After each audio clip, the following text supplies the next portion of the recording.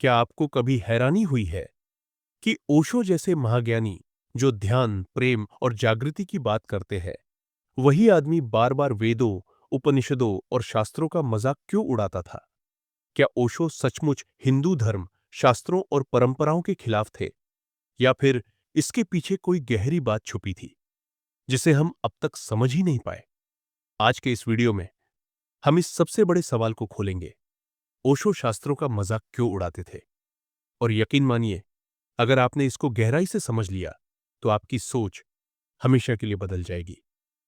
ओशो कहते थे, ज्ञान अगर किताबों में बंद हो जाए तो वो ज्ञान नहीं, बोझ बन जाता है। वेद, उपनिषद, गीता, इन सब में अद्भुत सत्य छुपा है, लेकिन असली समस्या यह है कि हमने इन सच्चाइयों को जिया नहीं, सिर्फ केमिस यादम किया है। एक विद्यार्थी उपनिषद की श्लोक याद करता है, लेकिन क्या उसने कभी खुद ध्यान में उतरकर उस सत्य को अनुभव किया? नहीं, वो सिर्फ तोता बन गया है। ओशो का मजाक उसी तोता रटन पर था।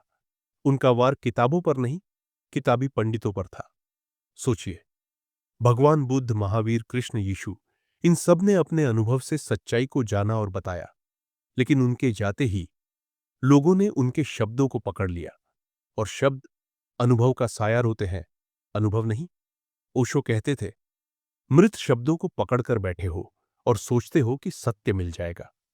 अरे भाई, सत्य किताबों में नहीं, तुम्हारे भीतर धड़क रहा है।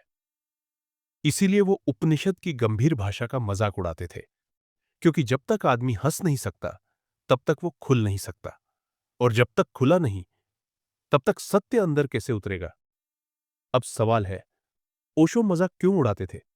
क्योंकि अगर वो सीधे कहते कि बुश्के बीब ये सब बेकार है तो लोग नाराज होकर भाग जाते, लेकिन जब वो हंसी में कहते तो वो तीर दिल तक चला जाता।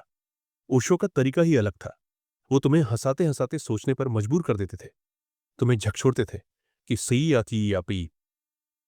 अरे, तेरे पास सिर्फ उद्धरण है, लेकिन अनुभव नहीं। उनका मजाक किताबों पर नहीं था, हमारी नकली गंभीरता पर था। हम उस मूर्खता पर हंस रहे थे जो हजारों सालों से चली आ रही है।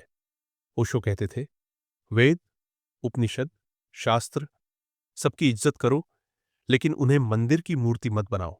उनसे प्रेरणा लो, लेकिन उनके दास मत बनो। सत्य हमेशा जीवित होता है और वो किताबों में कैद नहीं हो सकता। यानी उनका संदेश ये था कि अगर कृष्ण ने गीता में कहा, योगी बनो तो तुम गीता रटने मत बैठो, खुद योग में उतरो। अगर उपनिषद कहता है अहम ब्रह्मास्मि, तो उसे सिर्फ उद्धरण मत बनाओ, खुद उस अनुभव को जीकर देखो। ओशो का मजाक हमें चुभता था, क्योंकि वो हमारे भीतर की नींद को तोड़ता था। दोस्तों, ओशो ने कभी भी वेदों, उपनिषदों या शास्त्रों का अपमान नहीं किया। उन्होंने सिर्फ उस झूठी गंभीरता का मजाक उड़ाया जिसने इंसान को जीवित अनुभव से काटकर मृत किताबों का कैदी बना दिया। उनकी हंसी, उनका मजाक दरअसल एक दवा थी, कड़वी लगती थी, लेकिन भीतर की नींद तोड़ देती थी। तो अगली बार जब आप सुने कि ओशो ने शास्त्रों पर हंसी उड़ाई, तो याद रखिए, वो हंसी आपके ऊपर थी, आपकी नकली विद्वता पर थी, आपकी नींद पर थी। ओशो हमेशा कहते थे, सत्य हंसते हुए ही मिलता है। तो अब सवाल यह है, क्या आप तैयार हैं उन मृत शब्दों को छोड़कर जीवित सत्य का अनुभव करने के लिए? अगर ये वीडियो आपके दिल को छू गया तो लाइक और शेयर करें। कमेंट में बताइए, क्या आप भी मानते हैं कि शास्त्र सिर्फ प्रेरणा है, सत्य नहीं? और हां, चैनल को सब्सक्राइब करना मत भूलिएगा, क्योंकि अगली बार हम और गहरे उतरेंगे ओशो की सोच में। नमस्ते।